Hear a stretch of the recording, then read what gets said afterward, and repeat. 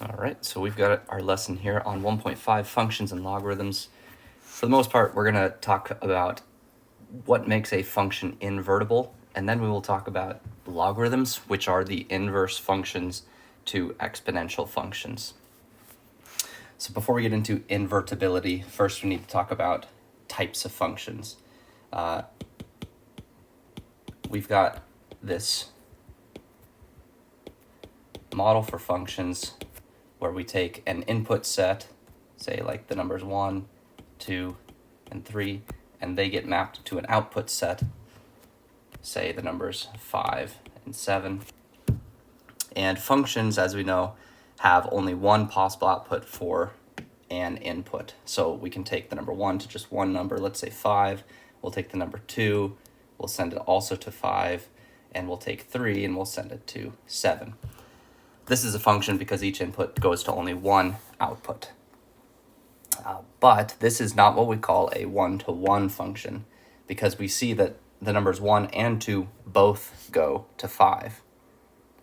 So for this function, we've got a property that is a little too relaxed for the things that we're talking about today. It's got a property that allows different inputs to go to the same output, which is fine. It's still a function, but it's not as nice a function, if you will, as what we're hoping for in today's lesson, to have something called invertibility. So how can we fix this? So first, let's get the definition of one-to-one function down. A function is one-to-one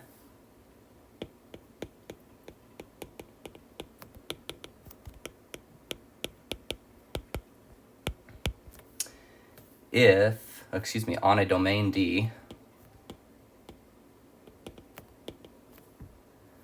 if the function output for some input is not the same as the function output for another output, whenever the inputs are different.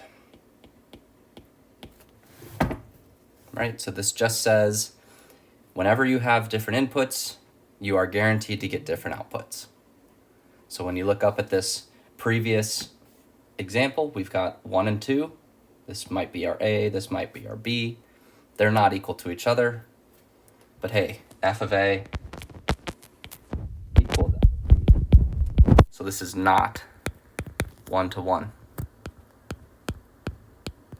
This is another way of writing one-to-one, just the number 1 dash 1. And so we see that this function that we've written it up above is not one-to-one. What are some functions that are one-to-one? There's a nice little test that can be done graphically called the horizontal line test.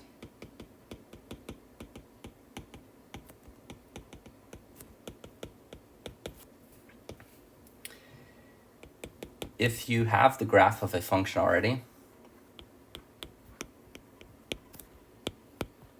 this is a big ask here, if you already have the graph,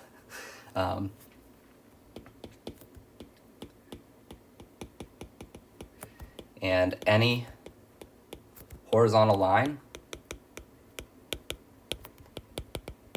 crosses the graph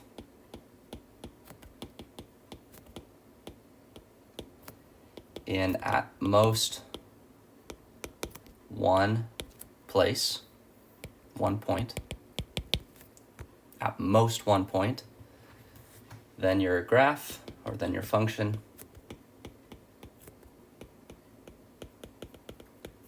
is 1, 2, 1. Okay? So again, this is a big ask to already have the graph, but we can remember from our long experience that we've got a whole slew of functions that we just remember. We've got the square root of x, and if I take any horizontal line, any at all, okay, I can already start just drawing horizontal lines from the bottom up. And if any horizontal line crosses the graph in at most one spot, then we have a one-to-one function. okay, if any horizontal line crosses the graph in at most one point. So that means you need to check them all. So maybe I should say all.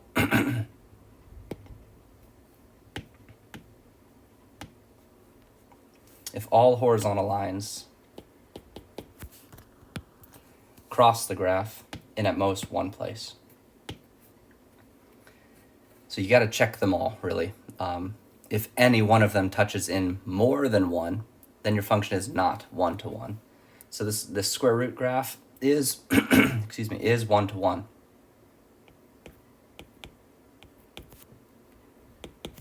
But if we graph something else that's familiar to us,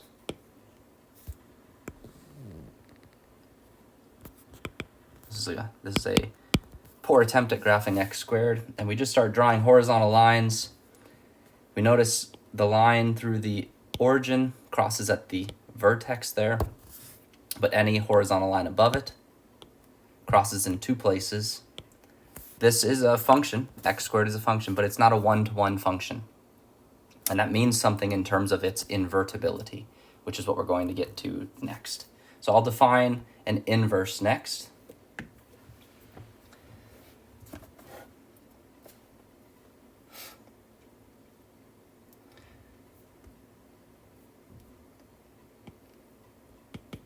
So I'm going to draw the same picture we had before.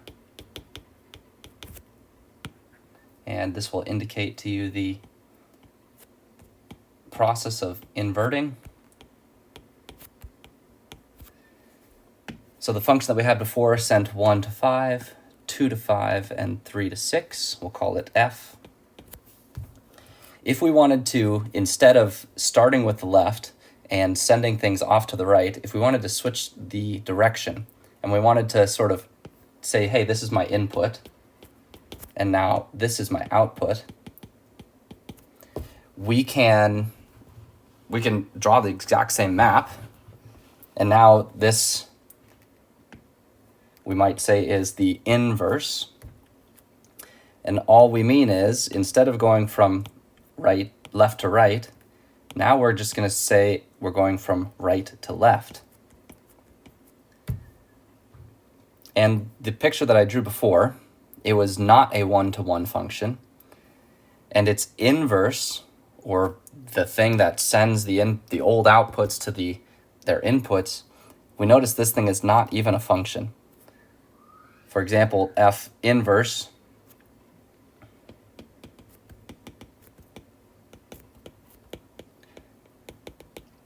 since 5 gets sent back to the set 1 and 2. So that makes it a relation, but that makes it not a function. Okay? So for some function to be reversible or invertible and still remain a function, so the function to start with was a function, and then inverting it gives you a function. In order for that to happen, the initial function must be one-to-one. So I'll write that down. In order for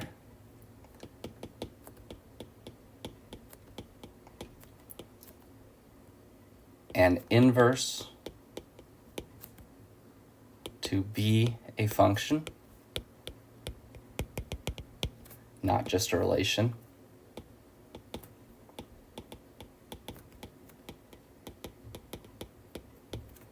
like we had here, the original function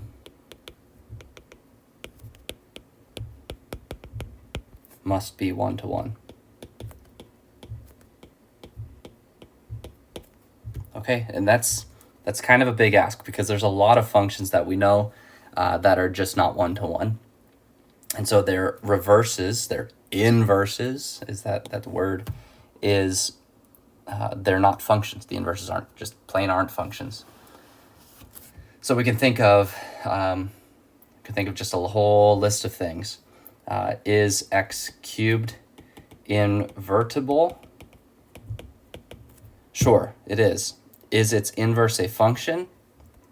Yes, it is, actually. We think of the graph of this thing, and it just starts like that, and any horizontal line goes through at most one point. So yes, and it's a functional inverse.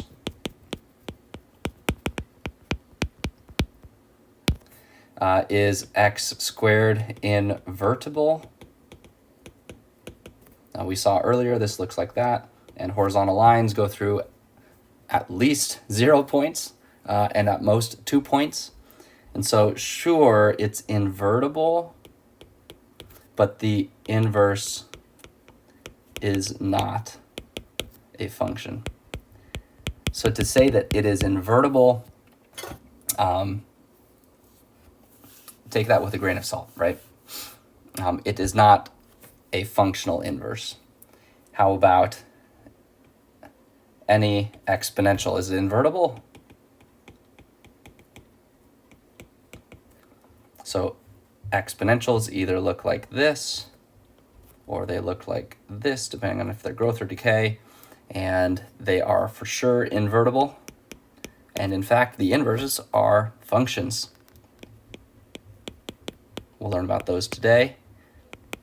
They are logarithms. So this is a graphical method for how to find inverses. How can we find inverses algebraically? So this is a method that is rooted right in the definition.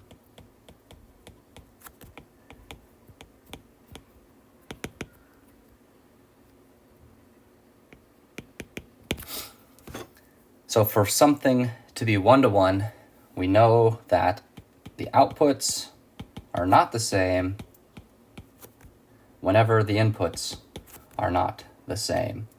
So if we know something is one-to-one, then we know that this is always the case, right? And we know that one output is always associated with at most one input.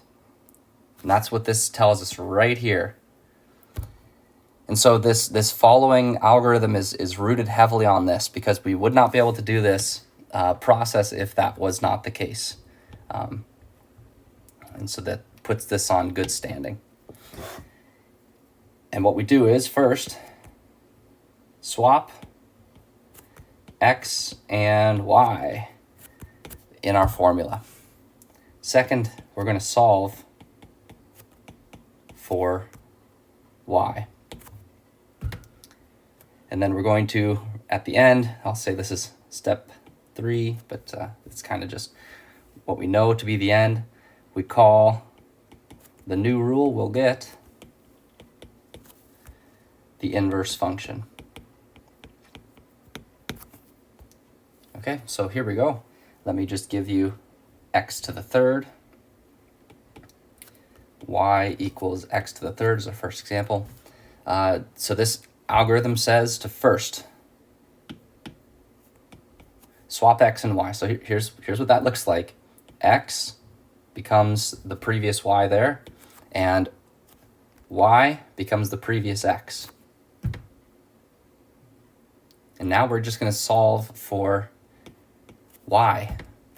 And so we see here a perfect third power, so we're going to take the perfect third root of both sides, right? And then step 3, what we see here on the right is y equals x to the 1/3. So we're just going to say that's the inverse, f to the -1 of x. And we found the inverse function to the original function, x cubed. Okay. Maybe we can go ahead and find another. We'll do something simple with like a linear function perhaps. Let's say our starting function is just a line, 2x minus 4, and we're going to find the inverse to this following those rules that we had before. So step 1, we've got the y equals 2x minus 4. We're just going to swap the x and the y. So we get x equals 2y minus 4. Second, we're just going to solve. So we add the 4 over and divide everything by 2. So we get x times 1/2 minus 2 equals y. And then we call this new y the inverse. F inverse of x equals 1/2 x minus 2. And this right here is the inverse function to the original function 2x minus 4.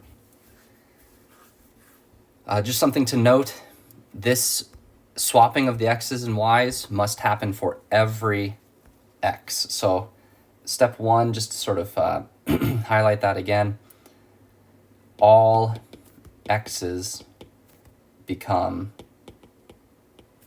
y's, and all y's become x's. Okay, that might sound silly, but you could have something with a very strange representation. Just make something up here. 1 plus x equals x squared plus 2y.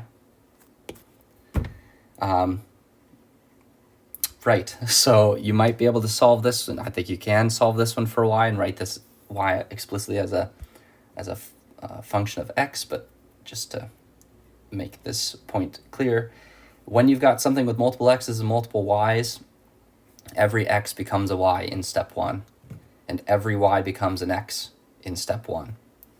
So step 1 would have this x, 1 plus y, y squared plus 2x. And then you go about the procedure of trying to solve for the y. Okay? And that's that. Okay, so that is what inverses are. Really, inverses just undo whatever a function does. They're the exact reverse process. If you list out the order of operations for any functional rule, and then you solve for the inverses, and you list out all of the order of operations for the inverse, you're going to find that it's the exact same list of operations in exactly the opposite order. Whenever you multiplied in the function, you divided in the inverse. Whenever you added in the function, you subtracted in the inverse. So inverses undo whatever a function does, which gives us this really nice property for inverses. If you compose a function with its inverse, you always get whatever you plugged in. And this does not matter for the order. So if you compose the function into the inverse, you still get that input. Okay? So this function undoes what the inverse does. And so you plug in x, the inverse does some stuff, and then the function undoes that stuff, and you get x right back out. Here, the function does some things to x, the inverse undoes those things to the x, and you get x right back out. So we saw earlier that if you took the function x cubed and find its inverse, you would get x to the 1/3. And so if we compose these two,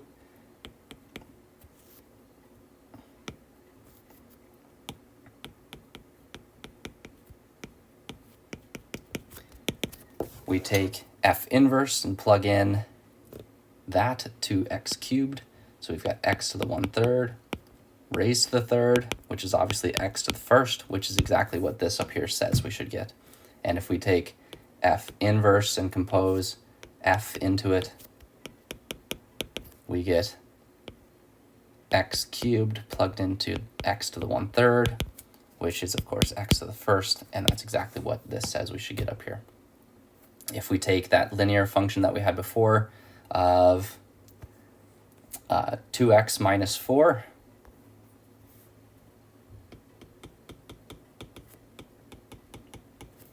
its inverse was 1/2 x minus, plus, excuse me, I believe I made a mistake earlier. I added this over, but I actually wrote subtract. So it should be 1/2 x plus 2. I'm just catching my mistake now. If we take these two and we compose them together,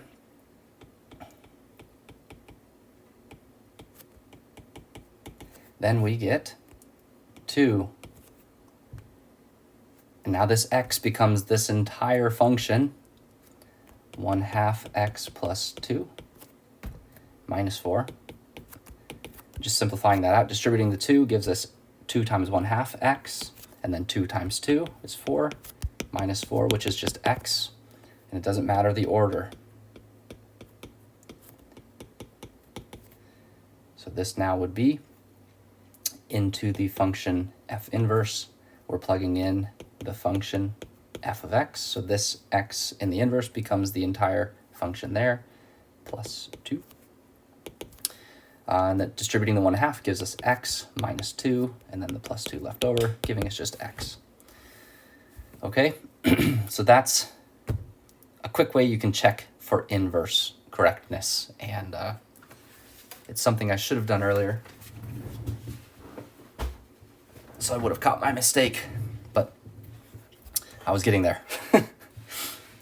All right, so this is something that is something that you can do, something that you should do, and finding inverses, it's not always simple. We've gone through a couple simple examples here, but it's definitely not always simple. So stick to that algorithm, and I think you'll be fine. And great. So let's talk about one special kind of inverse. These are logarithms.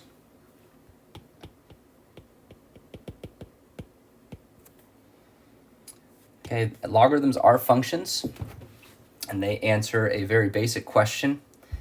So let me first just write down the definition, and then I'll get to that basic question. So the base A logarithm function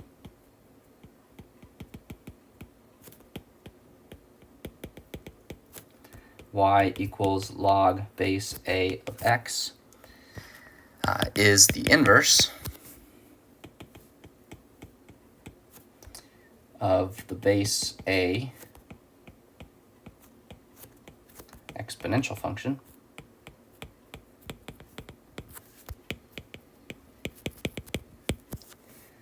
y equals a to the x, where a is greater than 0 and a is not equal to 1. Okay, so the base A logarithm function, y equals log base A of x, it's just the inverse of the exponential function. And it answers this basic question. If I say the log base A of x, and I say it equals something, what I write here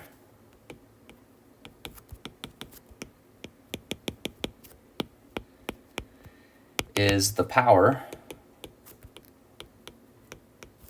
of the base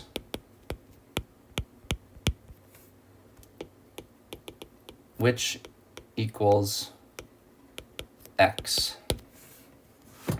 Okay, so let me give you an example. Log base 10 of 100. Okay, so what I write here is the power of the base, which will equal x. So the base is 10, right? And I know the power of 10 squared, gives us 100. And so I'm going to write 2, because that's the power of 10, which gives us 100. All right, if I say the log base 2 of 1/8, what I write here is the power of the base 2, which gives us 1/8. Okay, so let's see, that would be 2 to the negative third, because 2 to the third is 8. And so I'm going to write -3.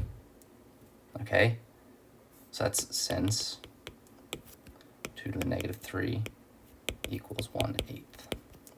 Okay, and I'll write that here as well, since 10 squared equals 100. So logarithms answer a pretty basic question. And it just so happens that they completely undo what exponentials do. All right? And so we've got two really, really nice functions here, logarithms and exponentials, which are inverses of each other. They're both one-to-one, and that's really quite fantastic. And they've got some really nice properties of them. So let me write some of those down. So properties of a to the x and log base a of x. These are what I would say is inverse properties. So the first one here is for any base, in fact this applies to the second one, but for any base a, if you take a raised to the log base a of x, you should know right away what this should give you, because we're taking a function and composing it with its inverse. So this should give you the original input x. Right? And it doesn't matter the order. At least that's what I said earlier. We're not talking about left inverses or right inverses right now. We're talking about full inverses, left and right together. So the order won't matter at all. If I take log base a and I plug in a to the x, what do I get? Well, I should get x. And if you go right back to the basic question that I say logarithms answer, you know, what I write here is the power of this base that gives me whatever's inside. Well, that's a little obvious now, because what power of a do I have there? X, right. So this first property is just the composition of logs and exponentials. The next one is for a special base. This is the natural base, so Euler's base. This is the same property one for the natural exponential / natural logarithm. So it's e to the natural log, abbreviated usually ln.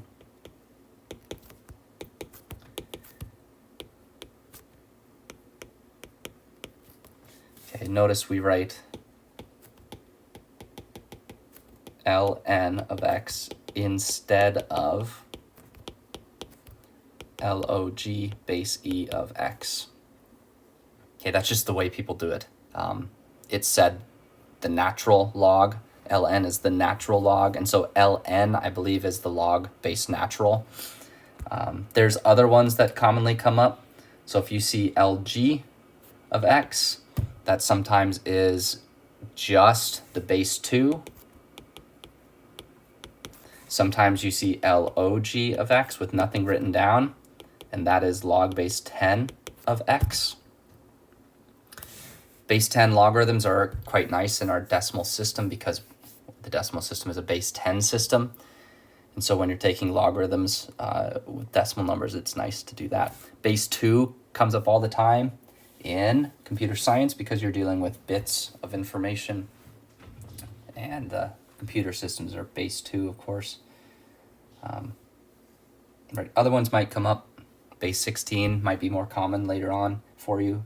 I'm not sure, but these are just some of the most common ones.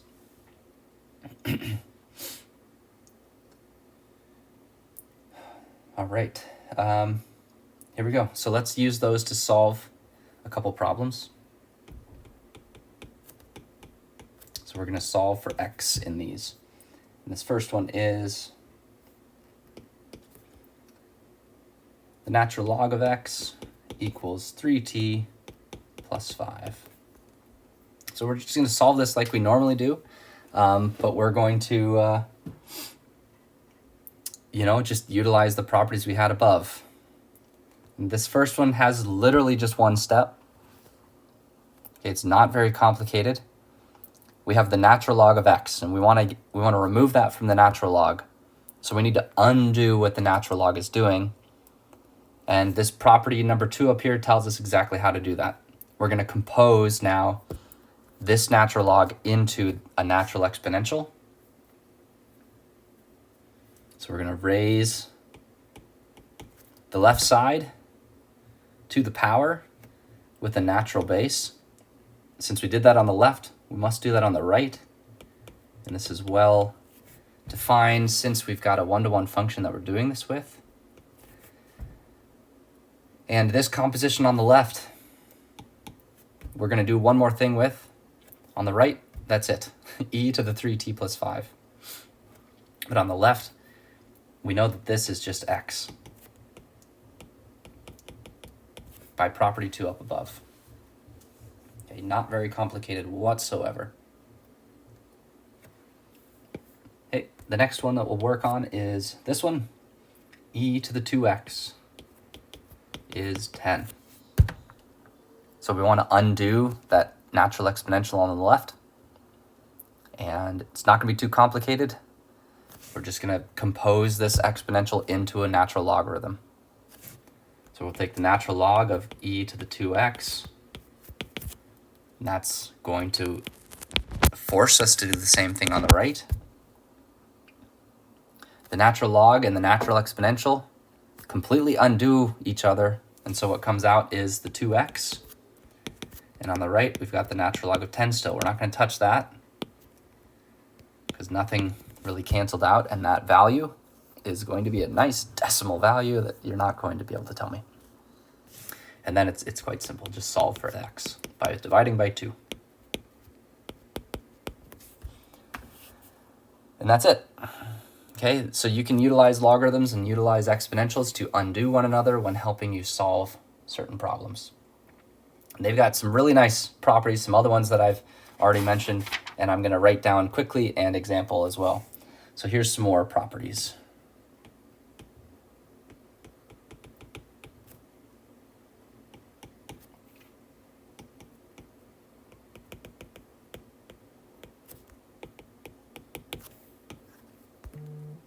So first we've got, if you have the log base a of x times y, I'm actually going to change this. I'm going to say that we've got a and b. Your book uses an x and a y. I don't want you to think that, I don't want you to confuse that y might be a rule instead of just a variable, but so I'm going to use capital A and capital B. So another thing to note here is A and B can be entire rules. So you could have expressions for A and an expression for B, and this applies as well. Because these work for any real values A and B greater than 0. Okay. So this one is called the product rule, and it says the log of a product is the sum of logs.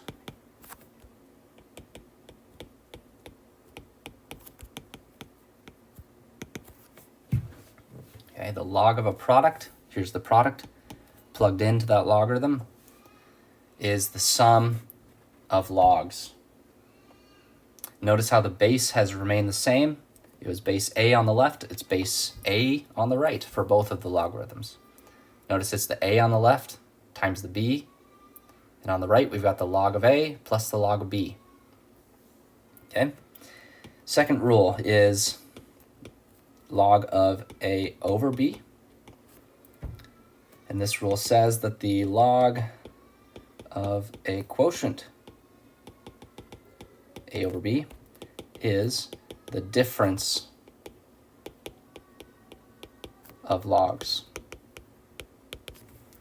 So we're going to take the log base A, that's the same base on the left, of capital A minus the log of base A, just like we had on the left, of B. And then there's something called the power rule. Okay. And this one says the log base A of A to the B. And so that's plugged in there, is the same as that power B times the logarithm base A of A. So this just says you can pull powers of inputs out front.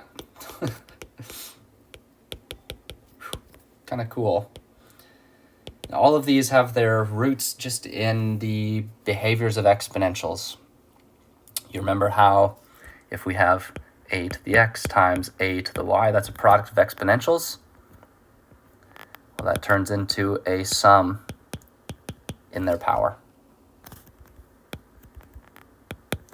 I hope you remember as well, if we have a quotient of exponentials, that turns into a difference in their power,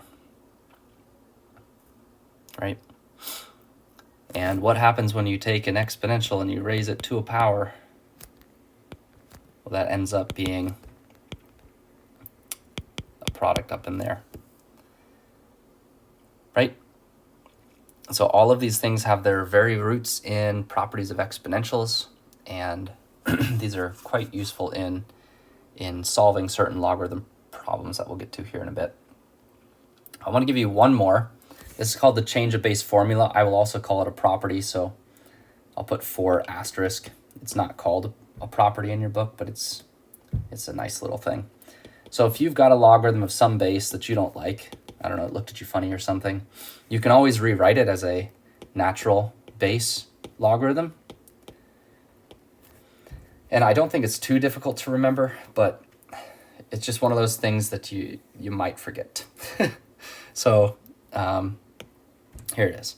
So you've got a logarithm that you don't prefer, base 3, base pi, base whatever. You can change it into a natural logarithm. And I like to think of it like this, instead of the way that it's written as one fraction. And the reason is this. Well, first let me describe it. So first you take the natural log of the input, right? So the natural log of what was plugged in to the original logarithm, and you divide that by the logarithm, the natural logarithm of the previous base that you had. Right, that's it. That's it. But what does this show you? This shows you that all logarithms, right, so any base that you pick, all logarithms are a scaling of the natural logarithm.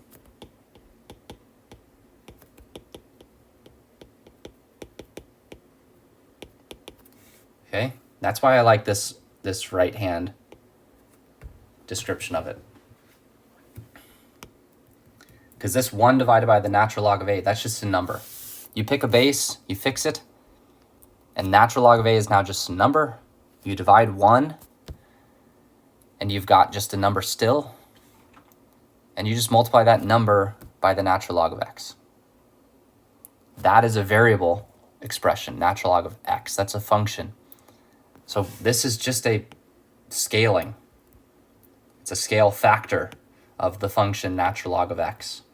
So all logarithms are just scales of the natural logarithm. Okay, that kind of puts them all on a equal footing, I guess, if you will. It also puts the natural log in the spotlight because it seems to be a central object in the study of logarithms. All right, so let me grab some problems here for us to work on.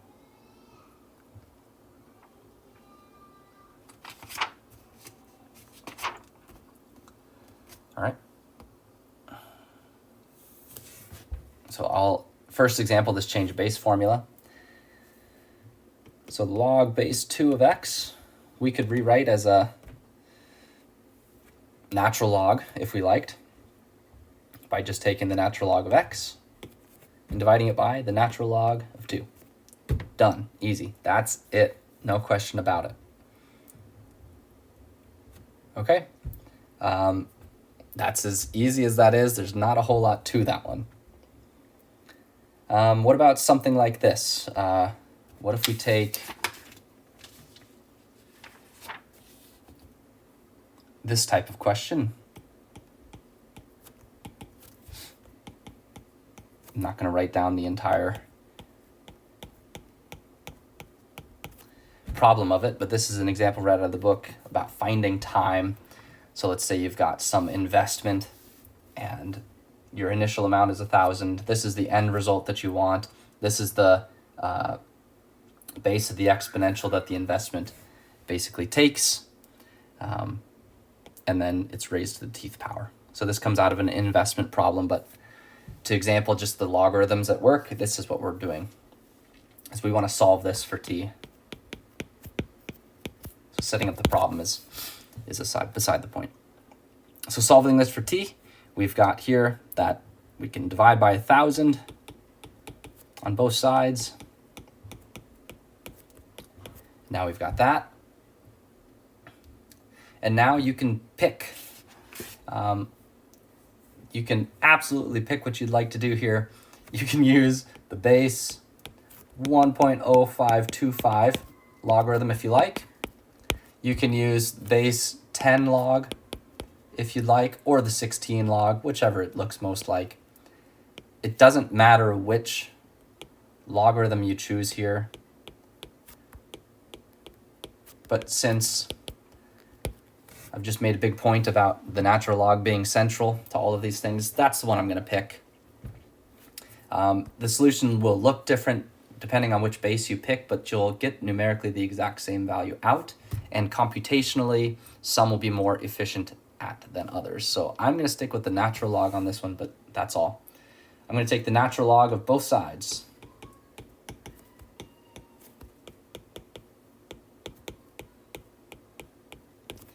On the right-hand side, I'm going to utilize that power rule, which says something raised to a power on the inside of a logarithm is the same as taking that power out and multiplying it by the logarithm of the base. Okay. This is just a number, so we're going to divide both sides by that, and I'm not going to work out the decimal value for this. Just know that it is some number. We can solve then when we've got more time on our hands. So whatever this number is, that is the time t that will force this equality to be true. Okay, and that's it for today's lesson on logarithms. They really are quite nice, I will say that. These properties of logarithms are, something that is sort of a beautiful thing in mathematics. This is a really nice set of algebraic tools you can use to help you solve problems involving exponentials or solving problems involving logarithms. And because logarithms and exponentials come up kind of all over the place, you might actually see them in population modeling and in investments in all sorts of places. But that's it for 1.5 on functions and logarithms.